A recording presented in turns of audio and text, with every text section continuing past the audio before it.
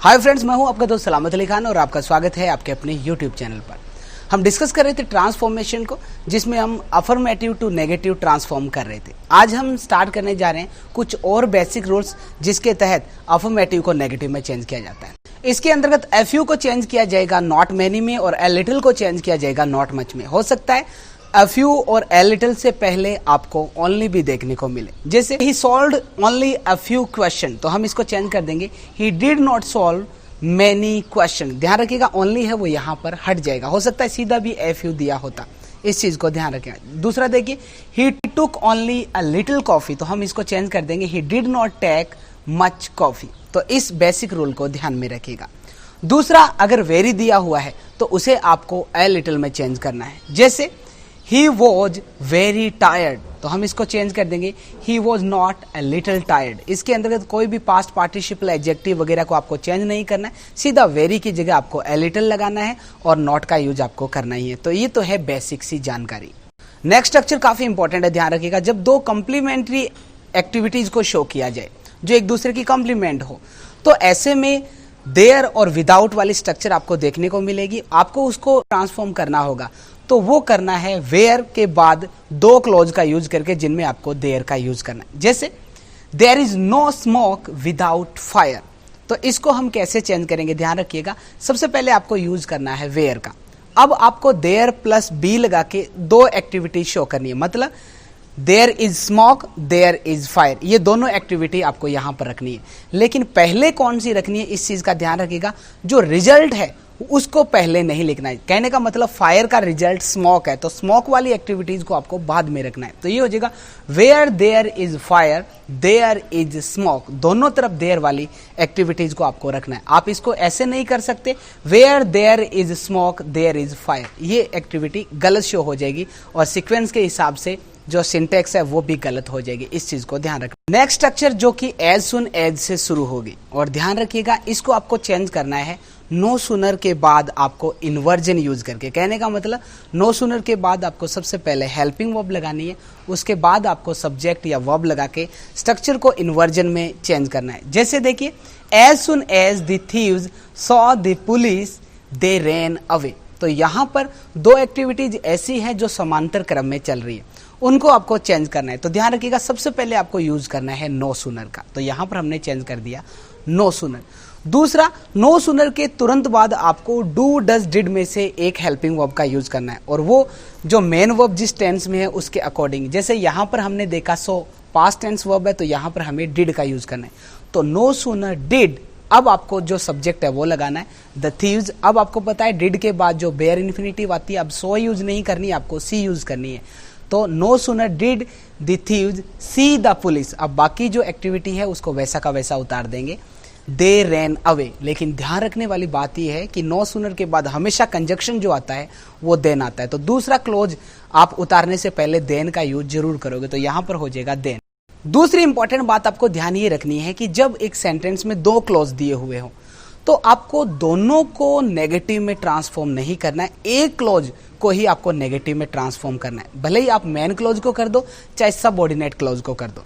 जैसे देखिए everybody admits that he is a good singer, तो यहां पे देखा एवरीबडी एडमिट्स एक क्लोज ये है, दूसरा that he is a good singer ये दूसरा क्लोज है। तो अगर हम चाहें तो पहला जो मेन क्लोज है उसको नेगेटिव में चेंज कर सकते हैं, तो एवरीबडी को हम कर देंगे नोबडी में, और जो एडमिट्स है उसकी ऑपोजिट फॉर्म कर देंगे हम यहाँ पर डिनाई, तो ये हो जाएगा nobody denies that he is a good singer. सावधानी आपको ये बरतनी है कि अगर आपने मेन क्लोज को नेगेटिव में ट्रांसफॉर्म कर दिया है तो सबऑर्डिनेट क्लोज में आपको कोई परिवर्तन नहीं करना है। लेकिन अगर आप चाहते हो कि मेन क्लोज में परिवर्तन ना किया जाए तो आप वैसा रख सकते हो, जैसे एवरीबडी एडमिट्स, अब आगे वाला क्लोज है उसको हम नेगेटिव में रख सकते हैं, तो ये हो जाएगा that he is not a bad singer, तो दोनों ही एक ही बात है। दूसरा ध्यान रखिएगा अगर आपने दोनों क्लोजेस को नेगेटिव में ट्रांसफॉर्म कर दिया तो सीक्वेंस और सेंस जो है वो दोनों गलत हो जाएगा। आप ये नहीं कह सकते हो nobody denies that he is a bad singer, ये एक्टिविटी गलत हो जाएगी, इस चीज को आपको ध्यान रखना है। नेक्स्ट स्ट्रक्चर है टू और टू के प्रयोग की, जो कि काफी इंपॉर्टेंट है। दो सेंटेंस देखिए, सबसे पहले the boy is too tired to walk more, और दूसरा देखिए the box is too heavy to be lifted. इसमें आपको ध्यान ये रखना है कि अगर सेंटेंस का सब्जेक्ट उसके बाद दी गई इन्फिनेटिव जो फ्रेज है उसको परफॉर्म कर सकता है, तब तो आपको उसको रखना है एक्टिव में। जैसे यहां पर बॉय सब्जेक्ट है और इन्फिनेटिव जो इसकी वर्ब है वो है वॉक। क्या लड़का चलने का काम कर सकता है? कर सकता है, तो मतलब इसको सीधा हमने एक्टिव में रखा है। लेकिन दूसरा देखिए, द बॉक्स और आगे जो इन्फिनेटिव है वो है टू लिफ्ट। क्या बॉक्स किसी को लिफ्ट कर सकता है? नहीं कर सकता, तो हम ये नहीं कर सकते the box is too heavy to lift, ये गलत हो जाएगा। हमें इसको चेंज करना पड़ा है पैसिव में, तो ये है टू बी लिफ्टेड। अब देखिए इनको आपको कैसे चेंज करना है। सबसे पहले हम एक्टिव वाली स्ट्रक्चर देख लेते हैं। इसके अंतर्गत आपको ये करना है, टू को हटाकर आपको लगाना है सो, और उसके बाद जो टू इन्फिनिटी वाली फ्रेज है उसकी जगह आपको यूज करना है दैट का, और दैट वाले क्लॉज के अंतर्गत आपको नॉट का यूज करना है। मोस्टली आप जो मॉडल ऑक्सिलरी यूज करोगे वो करोगे कैन और कुड। कहने का मतलब अगर पास्ट सेंस है तो कुड और प्रेजेंट सेंस है तो आप कैन यूज कर सकते हो। वो आपको पता चल जाएगा सेंटेंस की मेन वर्ब से। जैसे इसमें दिया हुआ है इज, जैसे इस सेंटेंस को हम चेंज करेंगे, द बॉय हमने वैसा का वैसा उतारा, इज जो है वो भी वैसी की वैसी उतारी। अब हमने यहां पर जो टू है उसको हटाकर हमने कर दिया है सो, तो ये हो जाएगा सो टायर्ड। अब टू इन्फिनिटी वाली फ्रेज हटा देनी है और अब हमें लगाना है दैट। याद रखिएगा, जब भी सबऑर्डिनेट क्लॉज प्रारंभ हो जाता है तो उसकी अनिवार्य शर्त ये होती है कि उसके अंदर का सब्जेक्ट जो है वो मेंशन किया जाता है, भले ही सब्जेक्ट कॉमन क्यों ना हो। तो यहाँ पर सब्जेक्ट वापस उसका कौन सा है?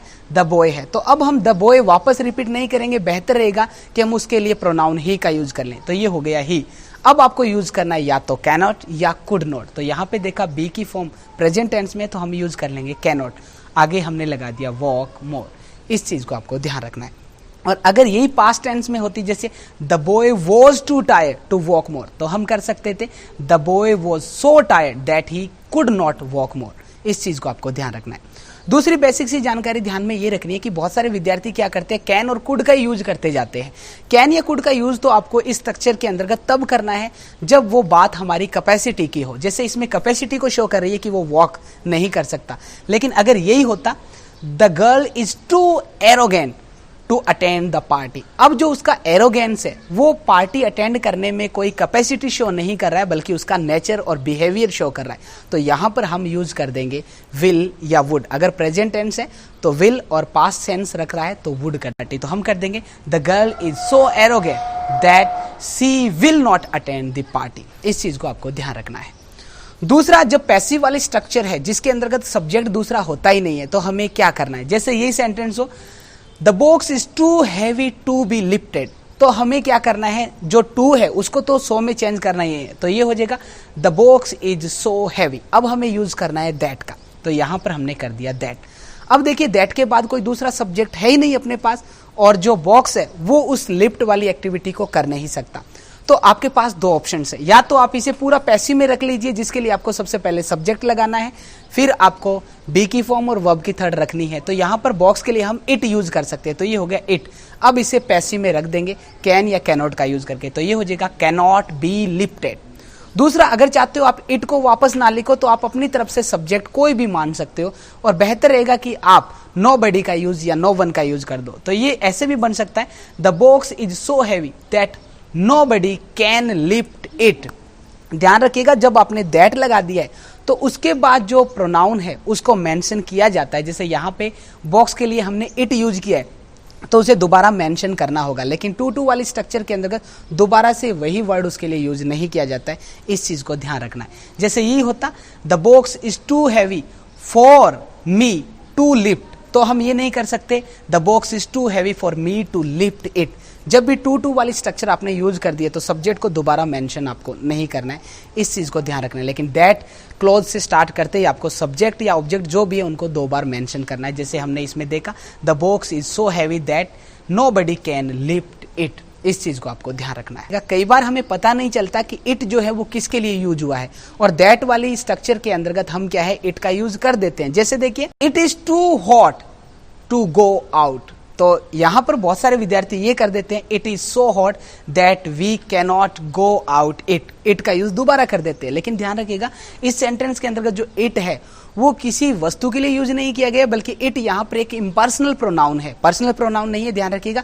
और ये यूज किया गया है वेदर के लिए, मतलब the weather is too hot, तो यहां पर हम चेंज कर देंगे it is so hot that nobody can go out. ऐसे इसको चेंज किया जा सकता है। इस चीज को आप ध्यान रखिएगा। दूसरा, जब हम नोबडी या नो वन को मेंशन ना करना चाहें तो ऐसे में ये स्ट्रक्चर फॉर प्रेपोजिशन का यूज करके कोई सब्जेक्ट दे दिया जाता है। जैसे यही हो, the box is too heavy for me to lift, तो ऐसे भी इसे रखा जा सकता है। जब हम इसे वापस सो दैट वाले स्ट्रक्चर में चेंज करेंगे तो देखिए कैसे करेंगे, the box is so heavy, यहां तक वैसा का वैसा चेंज किया, उसके बाद हमने दैट लगाया।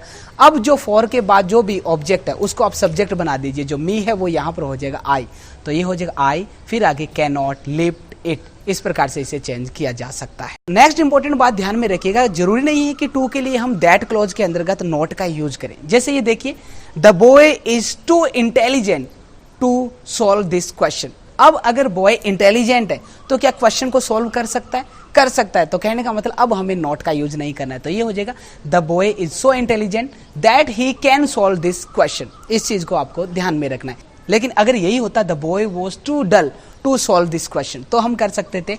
इस चीज को आपको ध्यान में रखना है। दूसरा ध्यान रखिएगा, टू वाली स्ट्रक्चर एक और सेंस में भी यूज की जाती है।